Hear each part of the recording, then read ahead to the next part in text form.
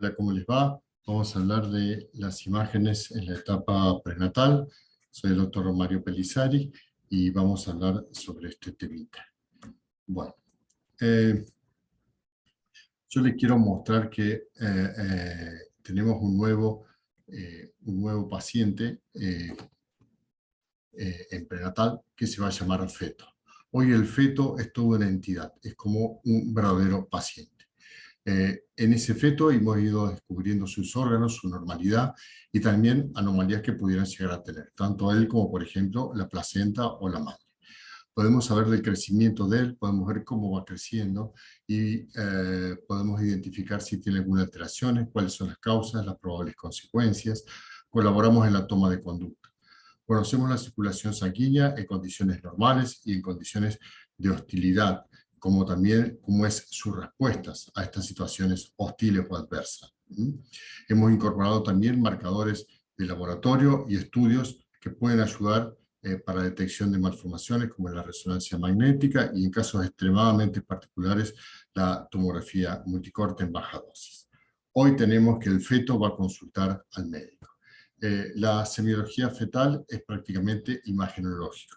Nosotros no se puede palpar, no se puede ocultar, no se puede percutir un feto, pero sí le podemos hacer una ecografía y que vamos a obtener más o menos esa información, un Doppler y en algunos casos puntuales una resonancia magnética.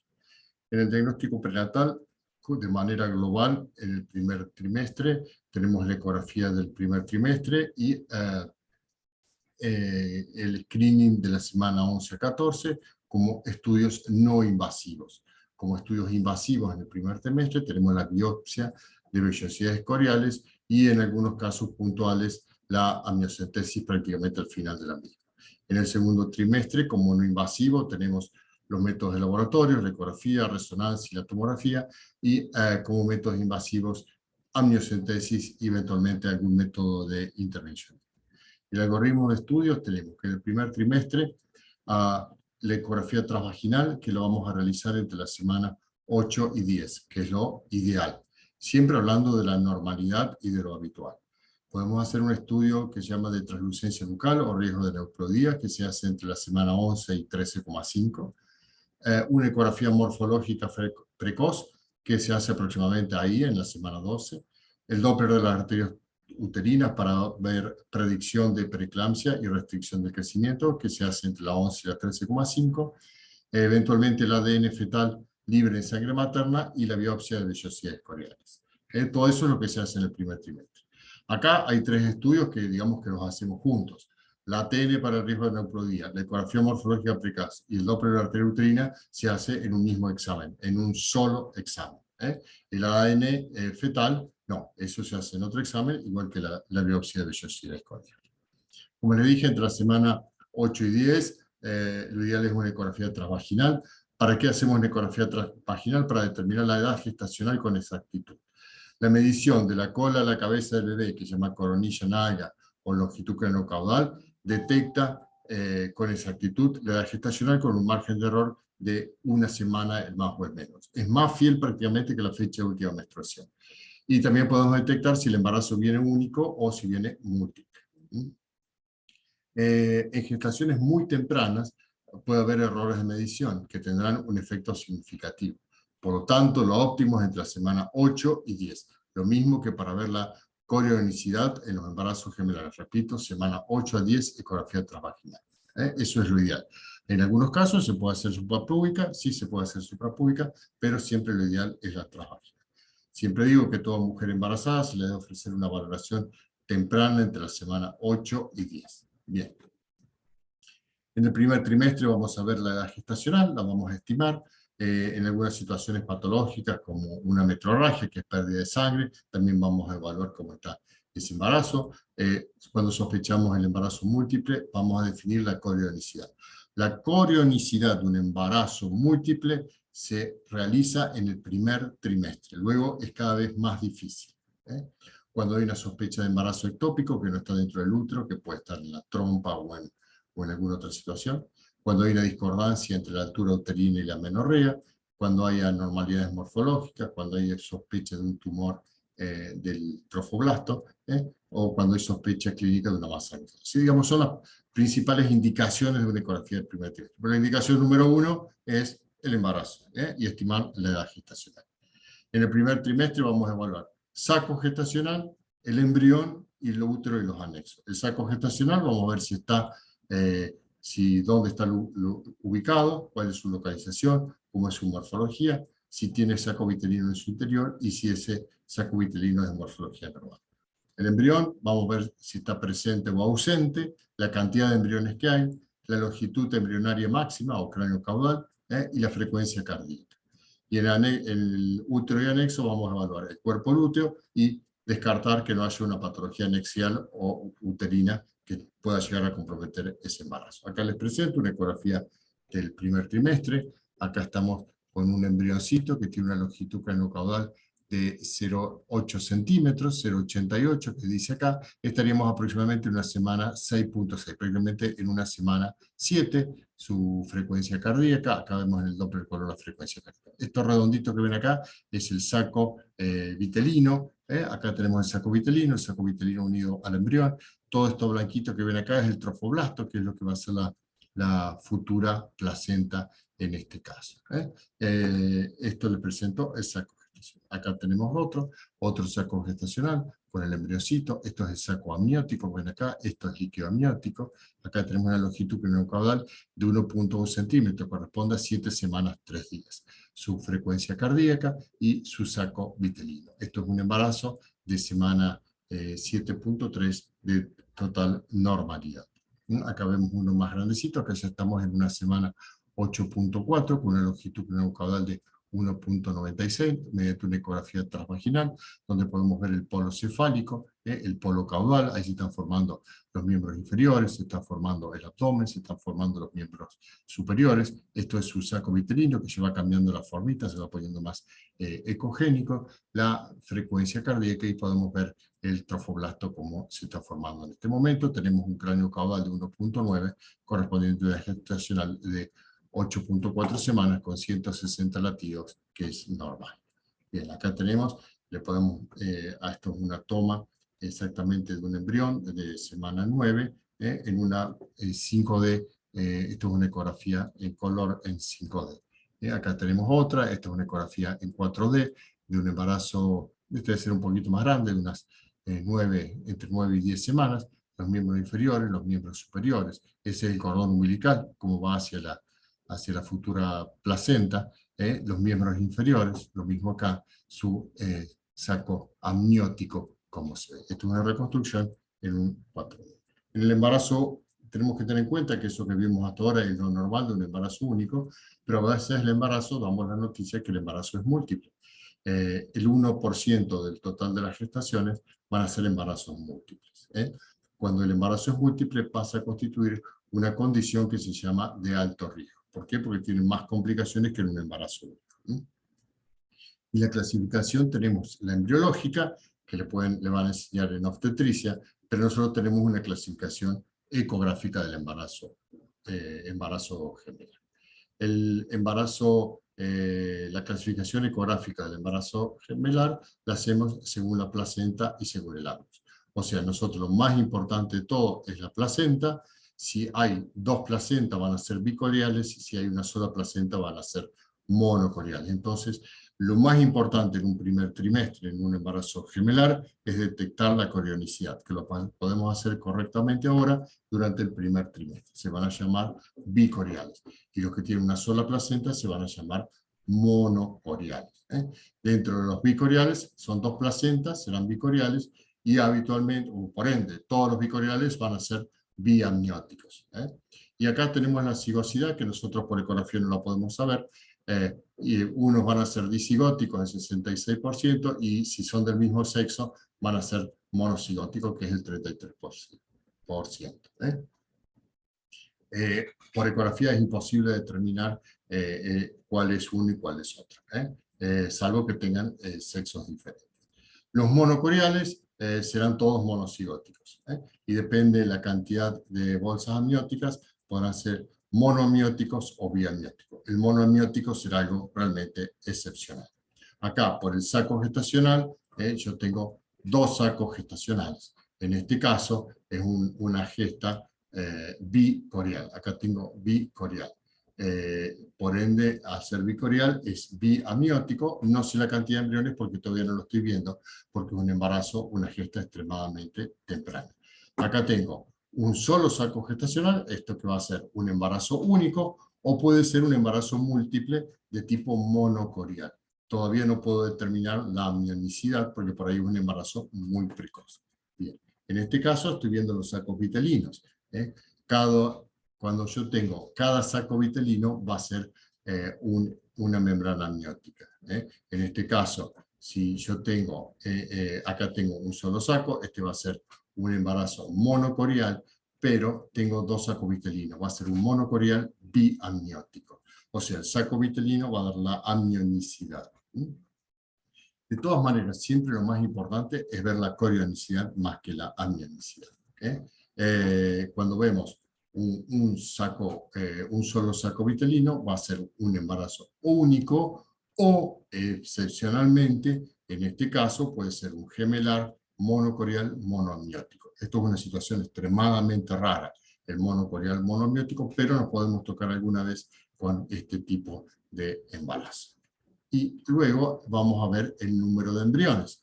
Entonces ya vimos el saco vitelino, ahora vamos a ver el número de embriones. Acá tenemos un embarazo gemelar doble, porque tenemos un embriocito acá, otro embriocito acá. En este caso es un embarazo gemelar doble, bicorial, biamniótico. Y en este caso tenemos un embarazo monocorial, porque tiene un solo corion, con 2 sacos gestacionales. Este es un monocorial biamniótico. Y acá tenemos también por el saco gestacional, podemos ver acá vemos la membranita del monocorial biamniótico. Bien. Entonces es clave saber la corionicidad en el primer trimestre. Es clave, clave, clave. Es importantísimo. Bien. Y cuando el embarazo es un poquito más grande, hay 2 signos que pueden llegar a diferenciar el bicorial biamniótico, que es el signo del lambda, que tiene esa formita de triangulito acá, que tiene una forma de letra del signo del lambda, donde es el amnio, donde se ve el corion y se ve ese engrosamiento, en este caso. Y cuando tiene forma de T, sería un monocorial. En este caso, ahí está la inserción del placenta, la membrana amniótica entra directamente de manera recta, dando una imagen en T acá.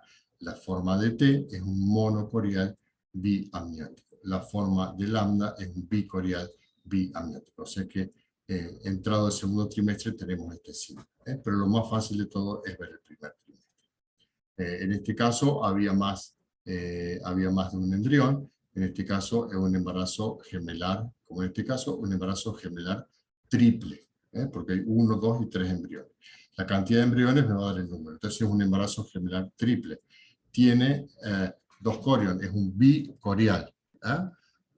Y en este caso, de este lado, tiene 2 amnios. En este caso es un biamniótico. Este es un embarazo triple. En este caso había un montón, en este caso había 6. Esto ya prácticamente no existe más. Esto es de la época cuando había inseminación de tipo artificial y no se colocaban un montón de embriones. Hoy ya prácticamente no ocurre más. Esta es una ecografía 5D muy bonita de un embarazo gemelar doble, como se ven los 2 embriocitos, su saco vitelino, el cordón umbilical. Perfecto. Bien. Entonces eso hacemos en el primer trimestre con una ecografía o una ecografía transvaginal. En la semana 11 a 13 vamos a hacer una serie de estudios que en realidad lo hacemos en un solo estudio y vamos a ir midiendo diferentes cosas. Uno de los estudios que hacemos es el screening de enfermedades cromosómicas o cromosomopatías. El momento ideal para el screening de cromosomopatía es la semana 2. Bien, ahí vamos a colocar todos los datos que vamos a tener, los vamos a ir colocando en un software que nos va a dar el riesgo. ¿Qué datos necesitamos? Por un lado necesitamos saber bien la edad materna, la translucencia nucal cuánto mide, la frecuencia cardíaca y otros marcadores ecográficos como es el hueso nasal, si está presente o ausente, el ángulo facial. cuánto da el índice de pulsatilidad del ductus venoso y cómo está el flujo tricúspide. Y también lo vamos a unir con la bioquímica sérica, que ya les voy a mostrar qué laboratorios se piden. Con respecto a la edad materna, ustedes saben que a medida que la edad materna va subiendo, como en este caso, 30 años, 35, 40, 45 años, a medida que va subiendo la edad materna, las 3 trisomías más frecuentes, que es la 21, la 18 y la 13, se van a elevar. Si ustedes ven en la al principio, si una paciente tiene entre 20 y 25 años, el riesgo es bajo, es de 0,1 el por ciento. Y cuando la mujer tiene 45 años, el riesgo pasa a ser mucho, mucho más alto. En el Turner y en las triploidías no depende de la edad materna, pero en estas 3 sí, las 3 trisomías más frecuentes depende de la edad materna. La translucencia, entonces por un lado vimos edad materna, ahora vamos a ver la translucencia nucal. ¿Qué es la translucencia nucal? Es esta colección de líquido que se junta bajo la piel en la nuca del feto. Es independiente que si tiene septos o no tiene septos. Si se sitúa únicamente en la nuca o a veces puede involucrar más parte del cuerpo. Cuando el espesor nucal, cuando esta translucencia nucal está más engrosada, tiene más riesgo de enfermedades cromosómicas. A mayor grosor, más riesgo de enfermedades cromosómicas. Bien. Acá tenemos el corte de la translucencia, tiene que ser un corte sagital estricto, donde se tiene que ver el paladar, donde se tiene que ver el hueso nasal, y esta es la zona donde vamos a medir la translucencia. Tenemos que tener que tiene que ocupar 1/3 de la pantalla en un corte sagital estricto, y el feto no tiene que estar ni en hiperextensión ni en hiperflexión, sino en esta posición que se llama una posición neutra. Acá tenemos distintas translucencias nucales donde están realmente engrosadas. Ustedes vieron la anterior como era finita, y acá ven esta translucencia nucal que es extremadamente gruesa, y en esta otra también está involucrando gran parte del cuerpo de ese embrión. Y en este caso estaba multitabicada. No importa, todo es translucencia nucal, en este caso engrosada. Bien. Se tiene que realizar con el feto, como les dije recién, en una posición sagital y una posición neutral, la cabeza en línea con la columna vertebral, cabeza y tórax fetal deben ocupar toda la pantalla del ecógrafo, y debe medirse siempre en la parte más ancha del borde interno al borde interno. Vamos a realizar 3 mediciones y vamos a utilizar la mayor. No tiene que haber cordón umbilical interpuesto acá en el cuello. El ATN es el factor, independientemente de la edad materna, es independiente de la edad materna, por ello se van a sumar. O sea, mayor espesor de translucencia nucal, más riesgo de enfermedades cromosómicas. A mayor edad, mayor riesgo de enfermedades cromosómicas. Hay que tener en cuenta muchas veces que podemos ver una membranita, y no hay que confundirse que es la membrana amniótica. La membrana amniótica es normal, como en este caso. Esta no es la translucencia está acá. Esto que vemos acá es el amnios. Lo mismo acá, esta es la translucencia nucal. No es todo esto, esto es el amnio, esta es la membrana amniótica, la translucencia nucal está acá. Y ese es el huesito nasal. Bien. Cuando realizamos la translucencia, en realidad la realizamos cuando el embrión mide entre 45 a 84 milímetros. Los software que nosotros utilizamos para hacer el screening se realizan, digamos, los valores mínimos y máximos son 45 milímetros a 84 milímetros, que más o menos corresponden a la semana 11.2 a la 14, 14.2. Lo importante es la medición del embrión, que el embrión tiene que medir menos de 84 milímetros y más de 45 milímetros. ¿Por qué lo hacemos acá? Si el límite fuera menor a 11 semanas, o sea que lo realizaremos antes de que mida 4 centímetros y medio, no tenemos test diagnóstico para esto.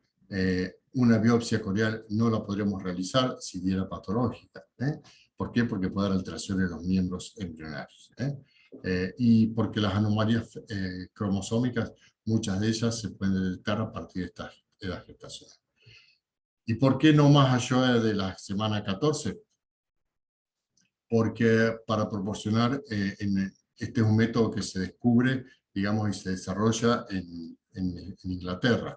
El Royal College fue el que promueve el que inventó este método, y allá tiene la opción del aborto. Entonces lo hicieron con la idea de que las translucencias que eran patológicas se pudieran abortar y lo podían hacer en el primer trimestre.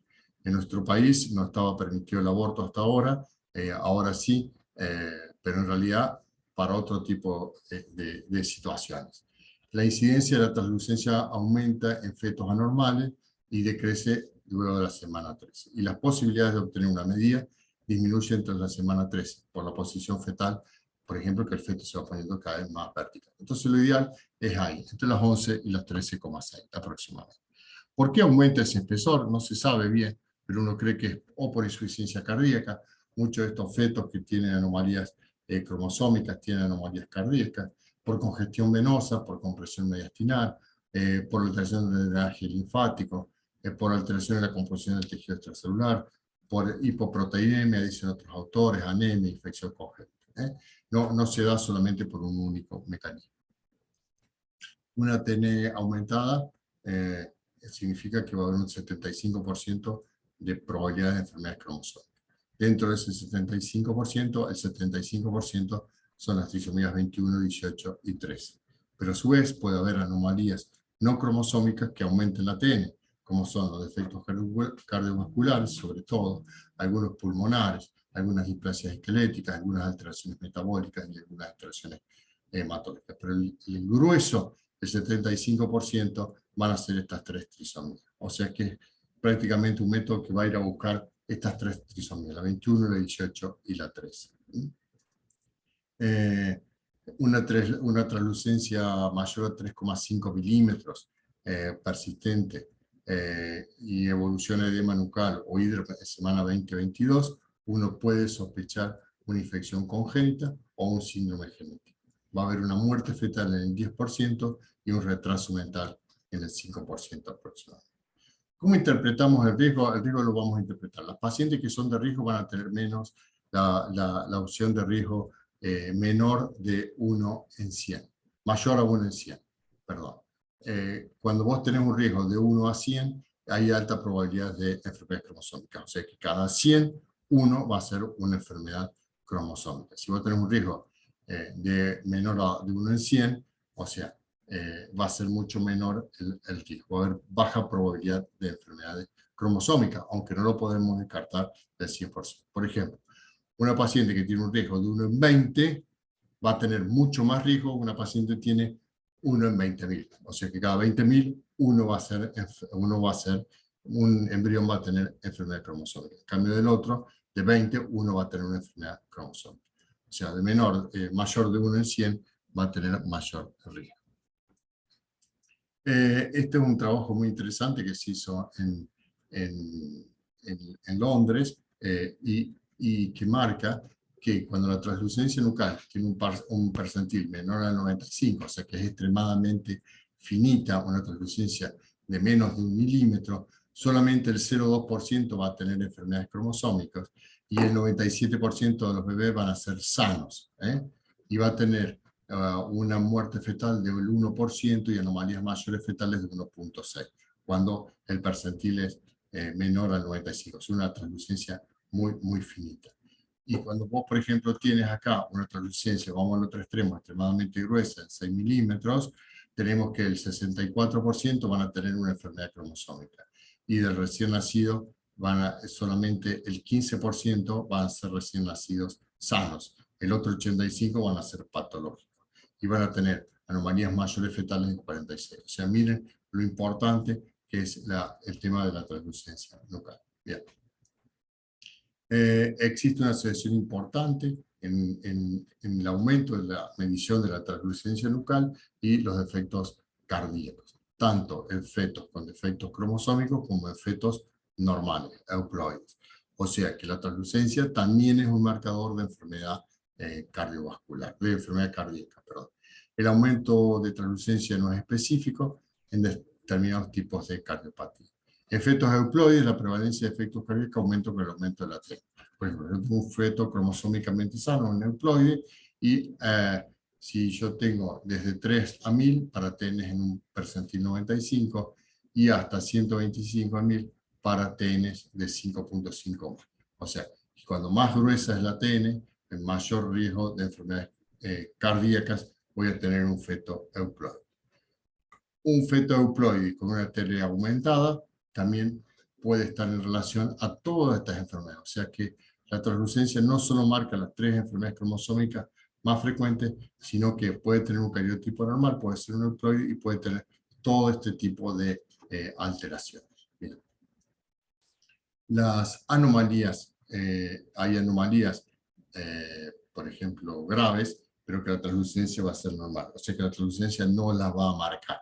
Por ejemplo, la acrania, como en este caso, la acrania de cefalia no la va a marcar, una ventrículomegalia severa no la va a marcar, una holoprosencefalia no la va a marcar, espinas bífidas y gastroquísima. O sea, no tienen que saber todos estos nombres raros, ya los van a aprender, pero quiero decir que hay enfermedades que la translucencia va a ser normal y no las va a marcar.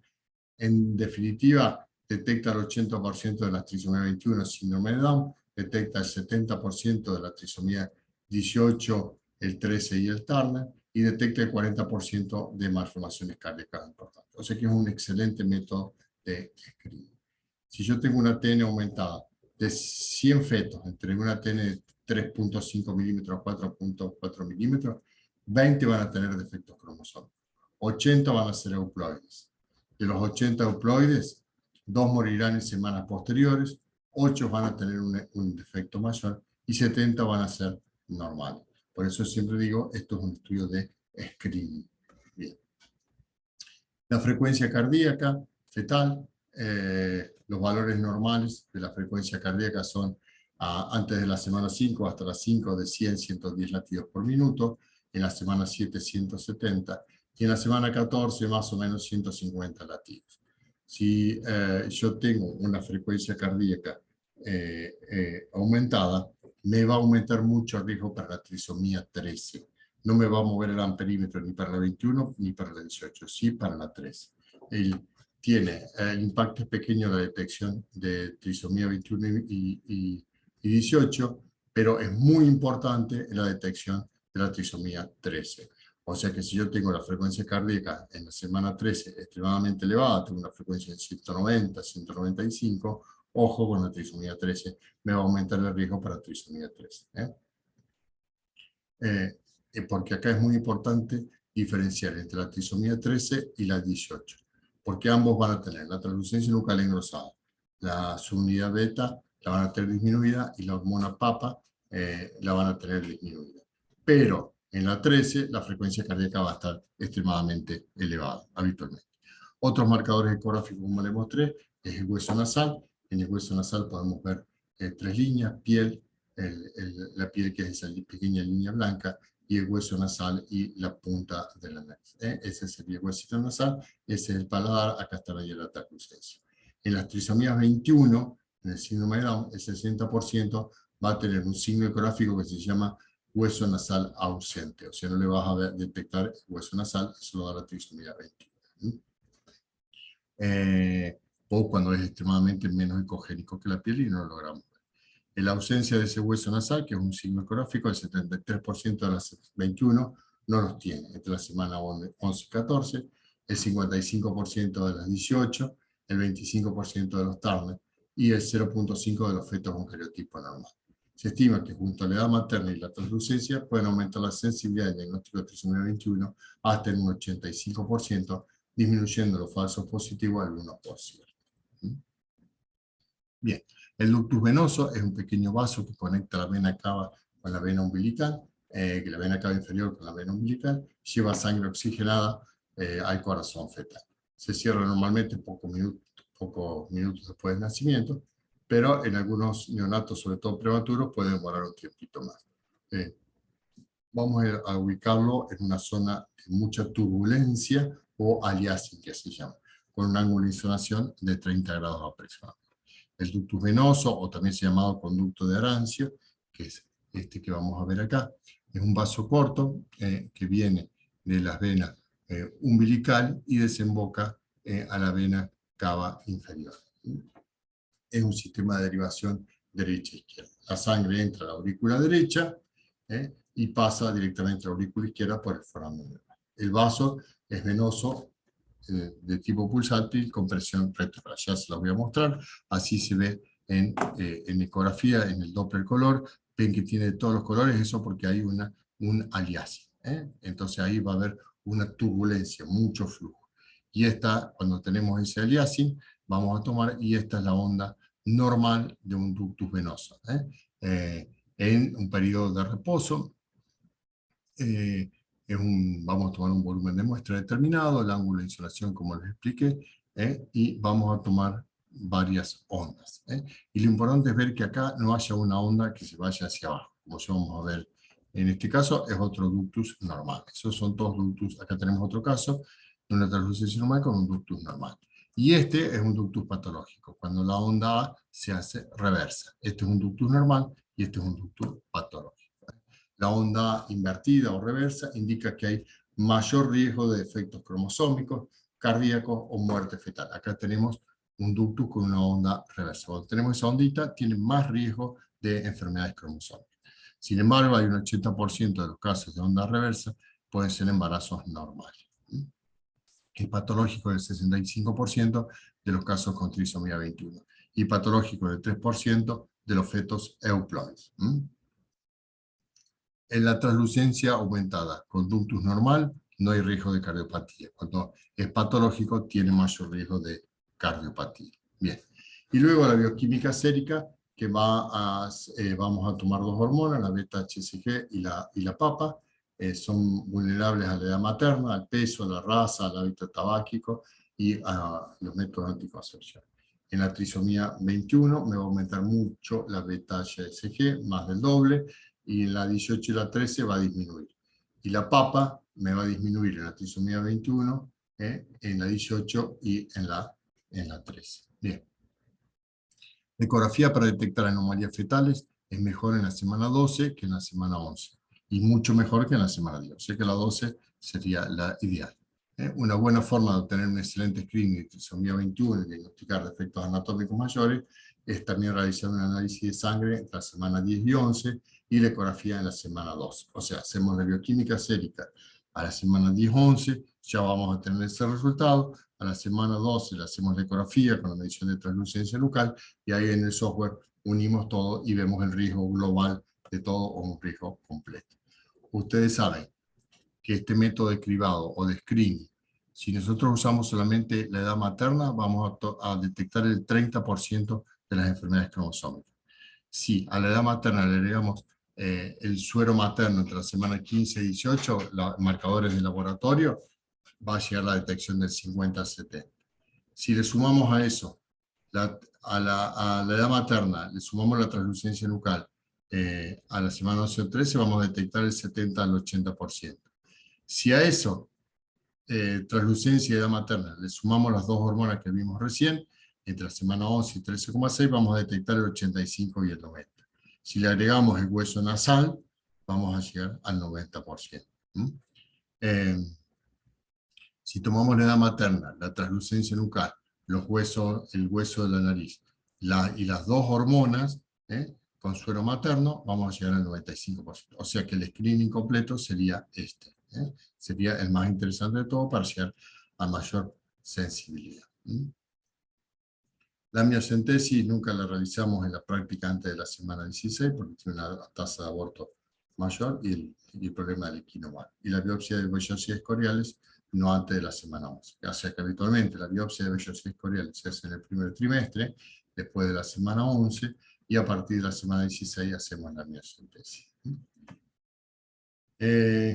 En esta semana, 11 y 13, que acabamos de hacer la translucencia, acabamos de hacer la bioquímica sérica, ya tenemos el resultado y todo, vamos a hacer también un scan o una morfología que se llama un examen morfológico precoz del primer trimestre. Vamos a ir a ver qué es lo que está pasando, cómo está el feto.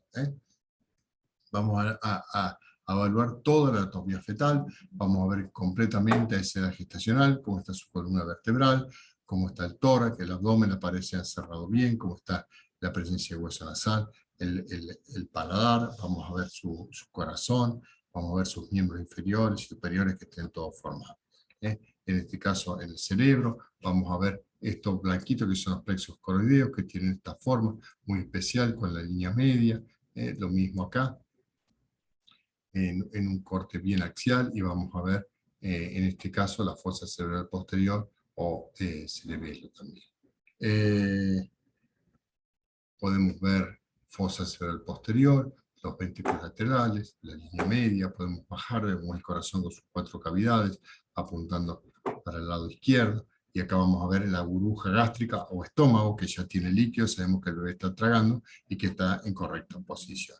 Podemos hacer también una 5D, en esta puede ayudar un poquito más a que los papás entiendan los miembros superiores, que tienen los 3 segmentos, tiene el brazo, el antebrazo y la manito, lo mismo los miembros inferiores con sus 3 segmentos, y el cordón umbilical como sale acá, y ese es el saco vitalino. Acá tenemos un embarazo, ya en semana 13, como uno puede ver toda esta anatomía y toda esta morfología embrionaria. Acá tenemos un embriocito, como tiene su frecuencia cardíaca, la nariz en un perfil estricto, en este otro lo mismo, su frecuencia cardíaca, el cordón umbilical, la mano acá, como vamos viendo, acá con una circulación para tomar el ductus, acá tenemos la estructura del ductus venoso y la circulación fetal como va sucediendo. Acá tenemos otro caso para el ductus del bebé de espalda, el corazón, y acá tenemos la toma del ductus venoso, como lo podemos llegar a tomar en este lugar.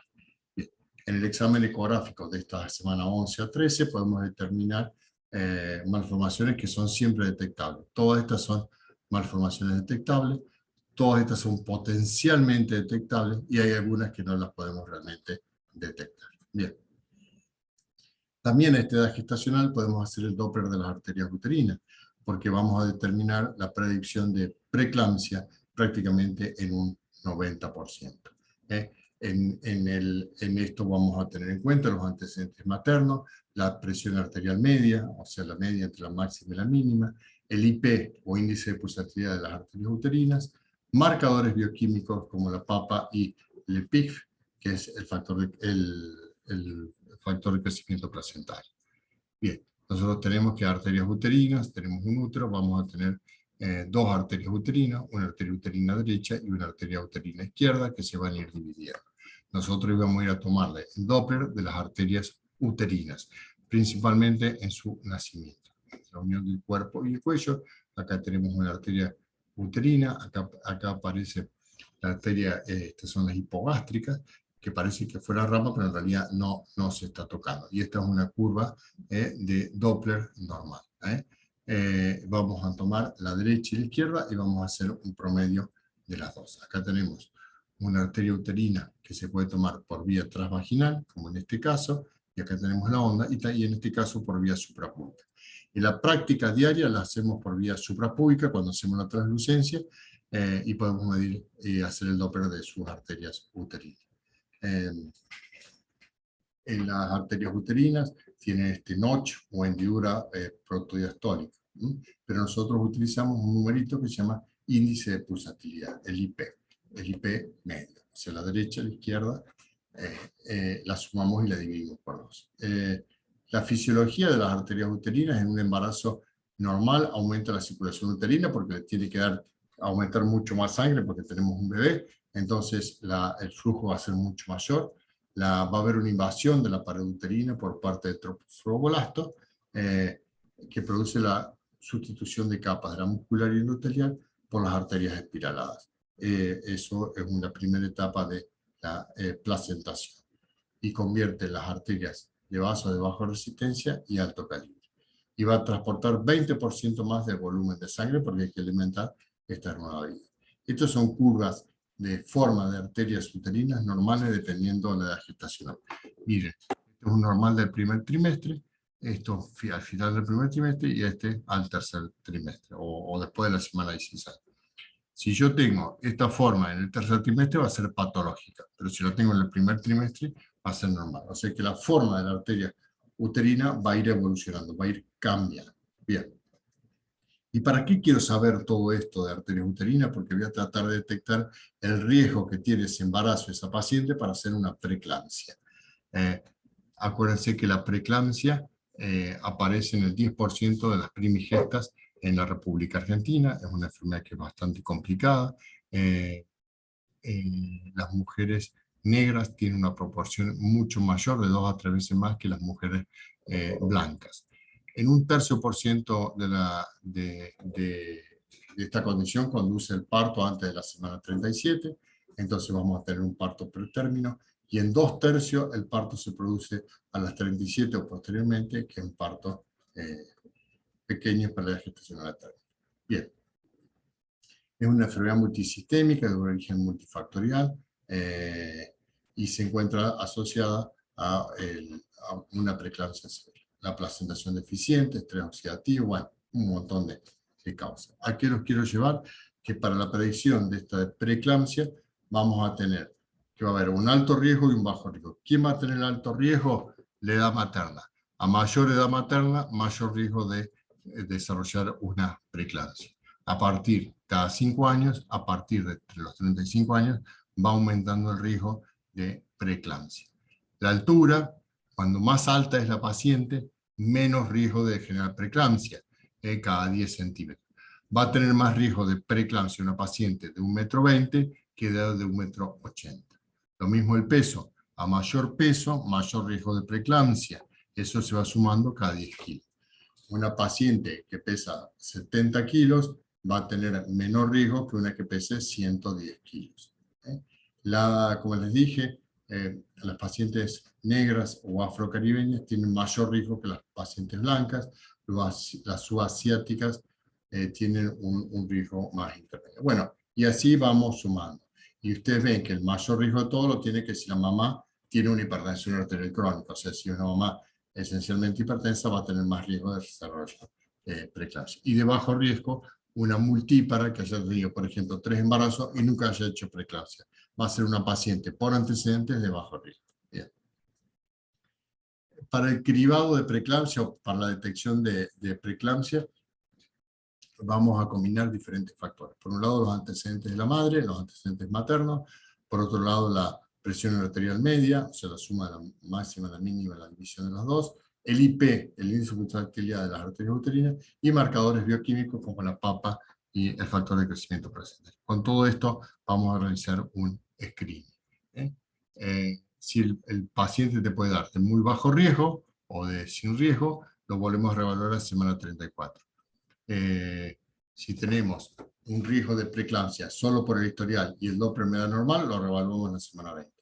Y el riesgo de preeclampsia por historial, por medición y por el índice de pulsatilidad de las arterias uterinas, y vamos a tener un riesgo, ¿qué vamos a hacer? Vamos a poder tratar a esa paciente. ¿Y con qué la vamos a tratar? La vamos a tratar con aspirina. La aspirina es un derivado del sauce y sirve mucho, no solo para el dolor de cabeza, sino que sirve mucho para la prevención de las enfermedades de este tipo de preeclampsia.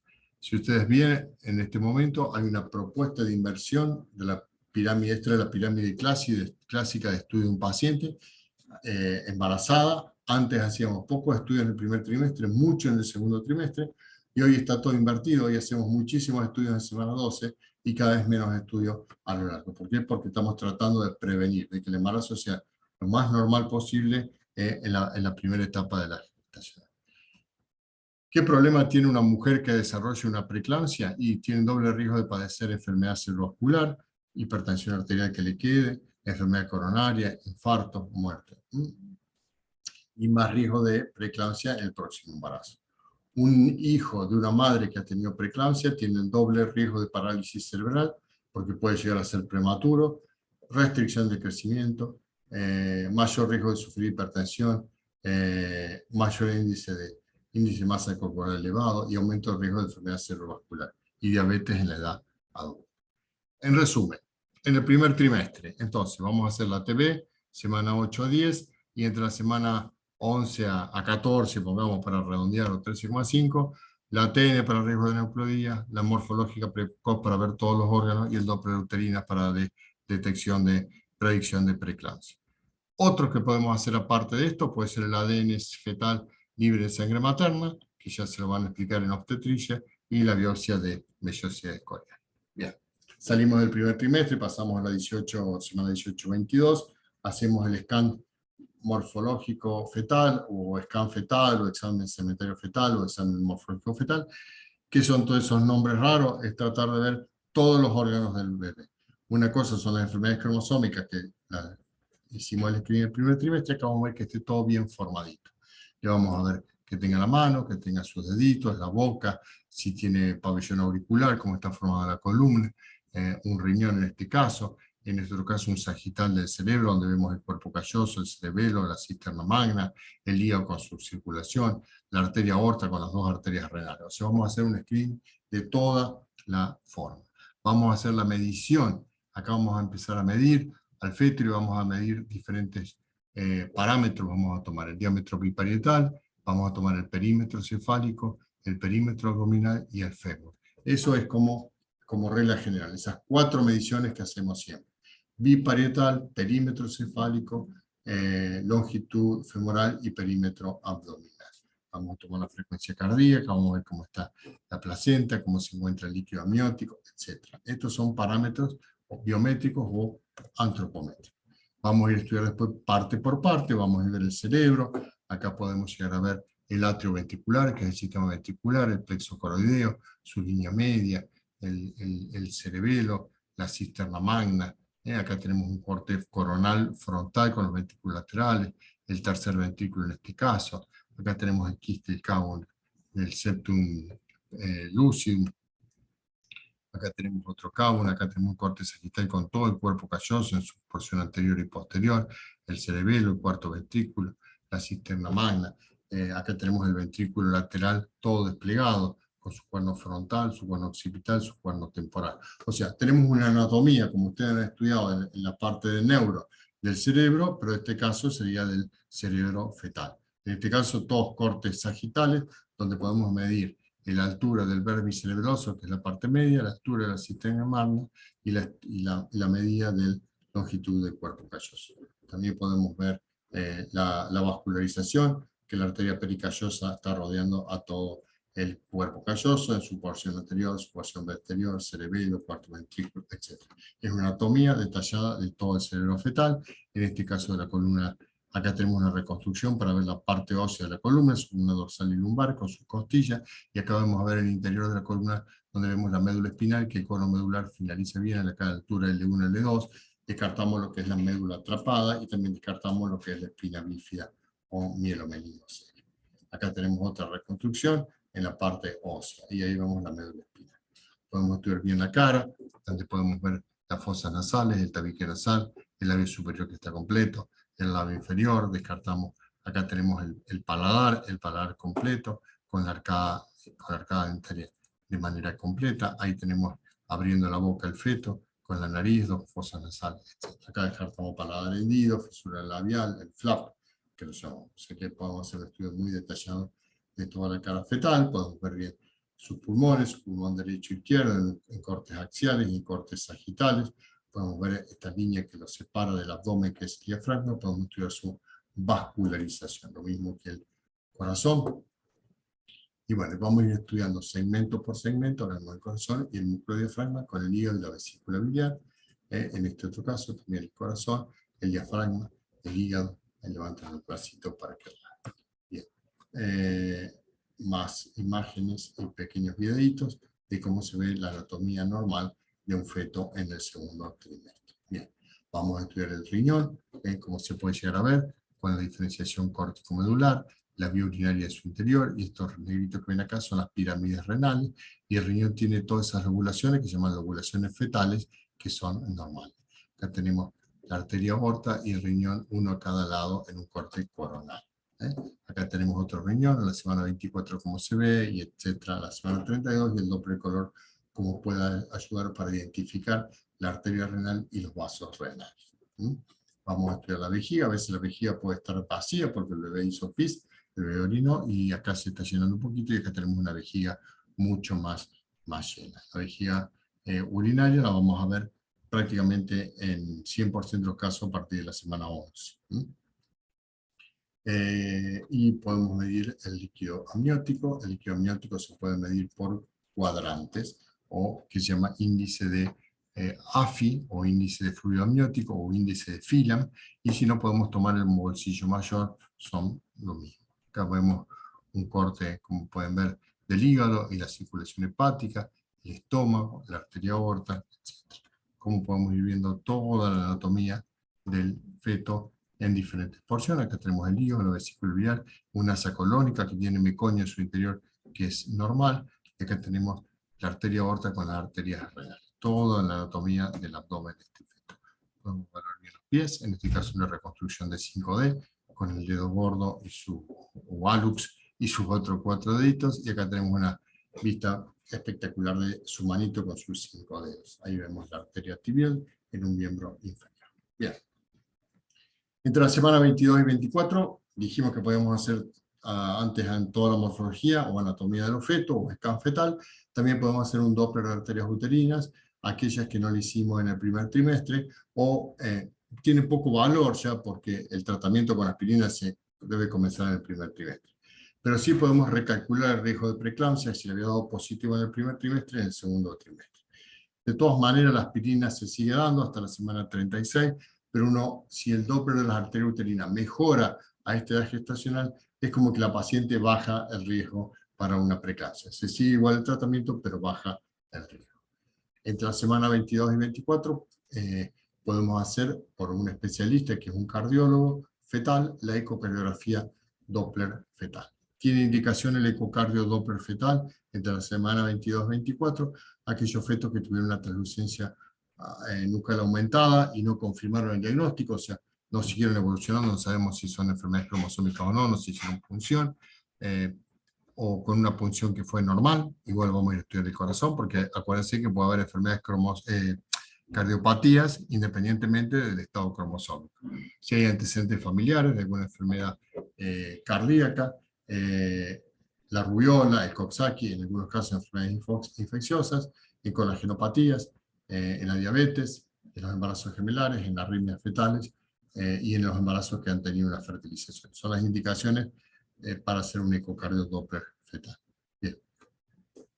Diferentes formas y cortes, esto es una bidimensional, acá está el Doppler color, y los nuevos tipos Doppler con reconstrucciones donde vemos aorta, todo esto de manera espectacular, todas las situaciones normales de este corazón. Y acá tenemos un corazón fetal, otro acá, el videito no funciona, acá tenemos una reconstrucción con colores, y todas imágenes de corazones fetales, acá no tenemos movimiento, el tabique interventricular, el corte de las 4 cámaras, perfecto. Corazón normal, el tabique interventricular, el tabique intraauricular, las válvulas auriculoventriculares. En la salida de los grandes vasos, corazoncito, etc. También esta edad gestacional, entre la semana 20 y 24, podemos medir el cuello uterino. La medición del cuello uterino se debe hacer mediante una ecografía transvaginal para el tamizaje del parto prematuro. Nosotros medimos en una posición, en una situación longitudinal, todo el cuello uterino.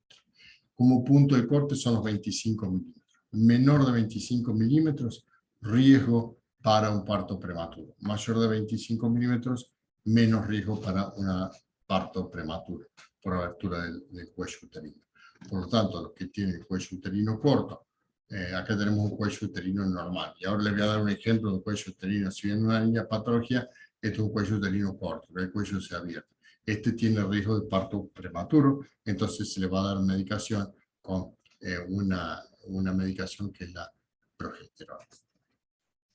La ecografía 5D la podemos hacer entre 24 y 29, es muy bonita, es muy sociable, como vemos que el bebé se ríe, la forma de la nariz, la fascia, los gestos, acá está bostezando, acá se chupa el dedo, etc.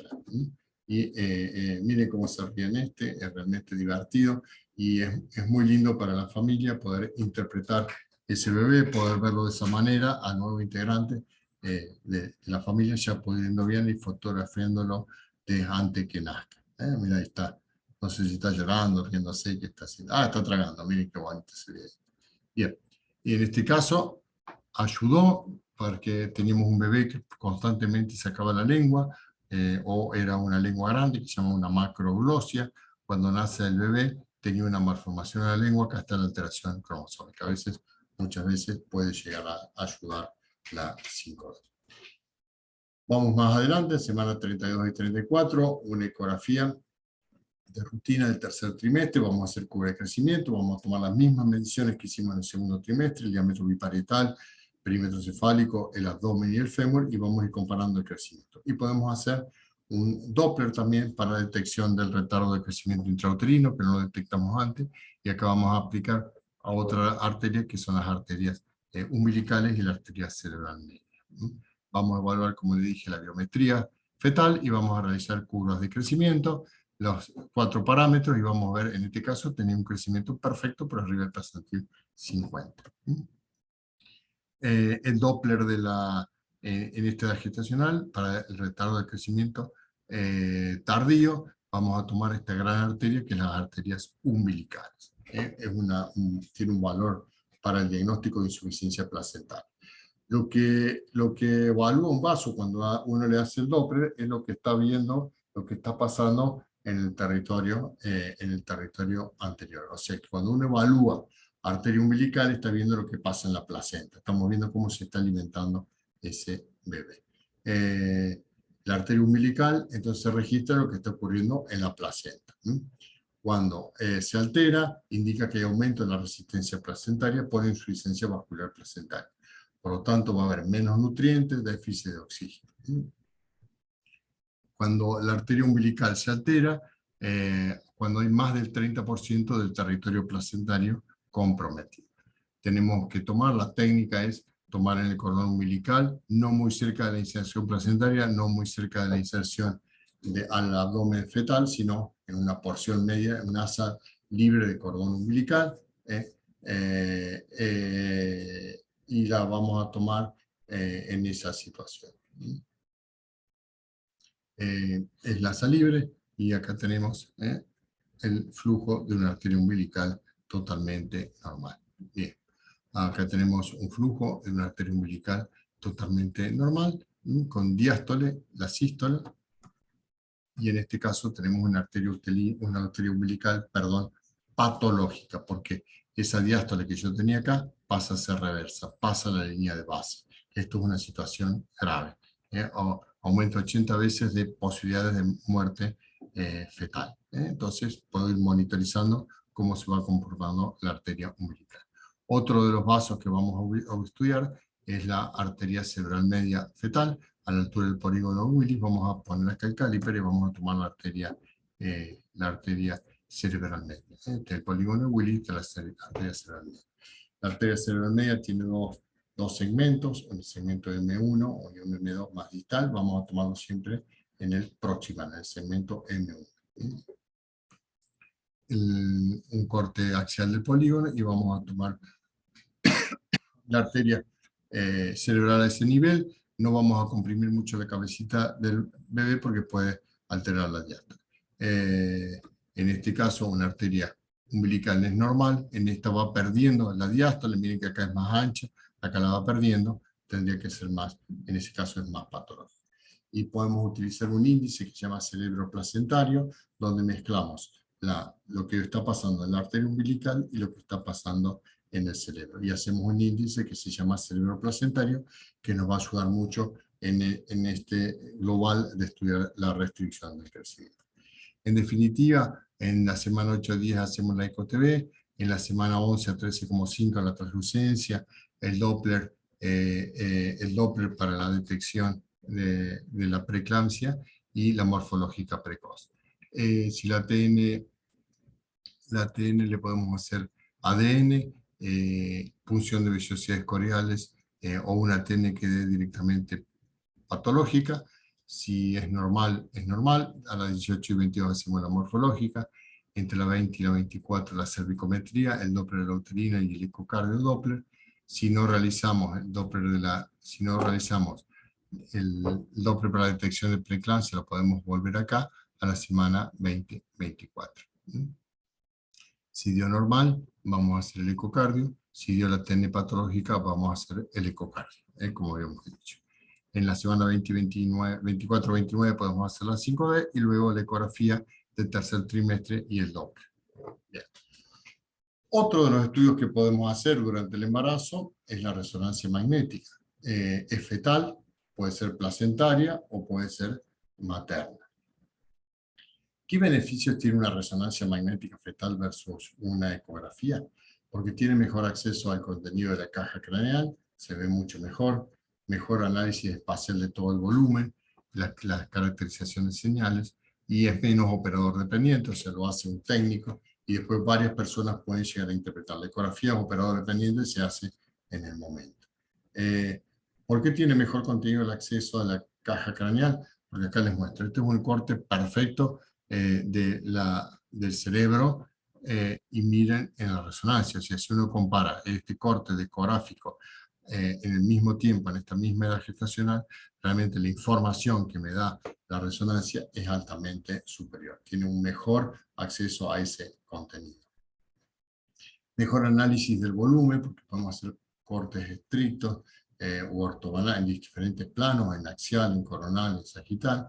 Tiene mejor contraste y tienen muy alta resolución. Y no dependen del índice de masa corporal de la madre, que si es muy elevado, la ecografía disminuye. Acá no importaría tal.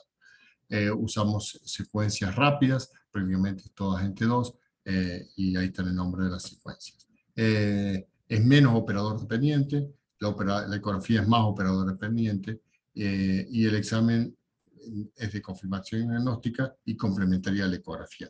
Nunca se hace una resonancia en primera intención, siempre una ecografía, y luego si hay alguna duda se hace la resonancia, para mejorar el diagnóstico etiológico, para ver el pronóstico y darle información a esa mamá y ese papá del niño que va a venir. ¿Cuándo realizarla? La indicación es variable, no se hace nunca en el primer trimestre, siempre después de la semana 19-20, y entre la semana 20 y la 40 podemos hacerla cuando querramos. Habitualmente la estamos haciendo en semana 32-34, dependiendo de la urgencia y lo que queremos ver. Si queremos ver maduración cerebral y surcos cerebrales, no la vamos a hacer en la semana 19, la vamos a pasar más adelante, más cerca de la semana 32. Si queremos ver también la progresión del meconio por el intestino, no lo vamos a hacer en la semana 22, lo vamos a hacer después de la 30. ¿Cómo hacemos? Nosotros necesitamos que el bebé se quede quieto, que el feto se quede quieto, que no haya movimientos, porque vamos a necesitar planos estrictos y no tiene que estar artefactado. Una de las maneras de que el bebé no se mueva, le damos esta droga que se llama flunitrazepam a la madre, Rohypnol, 1 miligramo, 1 hora antes, y ahí hace el efecto mayor, y habitualmente la madre entra muy tranquila al resonador y el bebé prácticamente no se mueve. ¿Qué particularidad tienen las imágenes fetales que son superiores a las de ese bebé nacido? Primero, en el árbol respiratorio del feto no hay aire, hay líquido, y la resonancia ve mucho mejor el líquido que el aire. Entonces, todo lo que es aparato respiratorio lo vamos a ver mejor en la etapa fetal que luego. Lo mismo que el tubo digestivo, en el tubo digestivo fetal no hay líquido, en el de niños sí, entonces vamos a poder estudiarlo muy bien el tubo digestivo con resonancia. Las vías respiratorias superiores, tráquea, pulmón, están llenos de líquido por la secreción pulmonar. O sea que en esas dos situaciones es mejor ver una patología fetal por resonancia que luego de nacido. ¿Qué ventajas tiene la resonancia? Para ver cerebro e intestino, para ver caracterización de señal, los planos de corte que le dije, mejor análisis posterior, visualiza integrada la estructura de estudio. ¿Qué desventaja tiene? Que es un estudio que es largo, que es más caro, que siempre de segunda intención, siempre que hace una ecografía previa, siempre hay que monitorizarla después de una resonancia de ecografía, y no puede ver los movimientos o peristasis, y el examen siempre tiene que estar dirigido por un médico. ¿Qué representa una resonancia fetal para los pacientes? Es un examen estresante porque sabe que su bebé tiene una patología, o sea, no va a entrar un bebé sano a hacerse una resonancia magnética, tiene que ser una patología ya haberse detectada, y para los papás es el examen milagro. Si creen que con la resonancia vamos a ver absolutamente todo y a veces no ocurre eso. Es siempre un examen de complemento a la ecografía y no todo muchas veces es accesible a la resonancia. Las mayores indicaciones son en el cerebro, en el tórax y algunas abdominopelvianas, y en otro caso otras puede haber. Contraindicaciones, la claustrofobia nada más, no tiene prácticamente contraindicaciones. No inyectamos material de contraste y nunca lo hacemos en el primer trimestre. Y en el cerebro podemos estudiar, dependiendo de la edad gestacional, vamos a ver la cantidad de surcos que tienes y de cisura. Entonces, en esto, por ejemplo, en la cisura del silvio, cómo se llama opercularización de la cisura del silvio, cómo se va formando en la edad gestacional, la podemos ver bien por resonancia magnética. Si yo tengo un feto a término con esta forma, y bueno, voy a tener probablemente lo que se llama una giria, o sea, le falta surco, pero si estoy en semana 22, voy a estar normal. Podemos ver miles y miles de patologías, les doy algunos ejemplos acá de patología como para que vean algo. El pulmón se puede ver, como les mostré, muy lindo en ecografía, pero también la resonancia tiene una imagen muy acabada de lo que son los pulmones y lo que son la tráquea y los bronquios. Los riñones fetales también se pueden ver de manera muy bien en resonancia. Podemos hacer la volumetría pulmonar en caso que sospechemos que hay un volumen pulmonar bajo y podemos percentilar esa volumetría pulmonar, o sea que es un método muy correcto. Y por último les muestro algo excepcional, que prácticamente no lo usamos más en casos muy excepcionales, que es la tomografía computada fetal de muy baja dosis, en caso de que haya una anomalía esquelética muy determinada, muy particular, entonces podemos usar en este caso y podemos hacer una reconstrucción, como en este feto, con anomalías óseas, esqueléticas múltiples, podemos hacer una reconstrucción y poder dar un pequeño pronóstico en estos huesitos que estaban fracturados y estaban doblados como en asa de teléfono, que se llama, o como en este otro caso, otros huesos que han perdido las dimensiones. Podemos reconstruir la columna y la pelvis. Esto es excepcional, prácticamente no lo usamos más. Miren este feto con manos bot, con pie bot, con alteraciones. Prácticamente no se usa, pero se podría usar en casos extremadamente puntuales. Bueno, les di un pantallazo de todo lo que es un poquito el feto. Muchas gracias por la atención. Y bueno, hemos finalizado.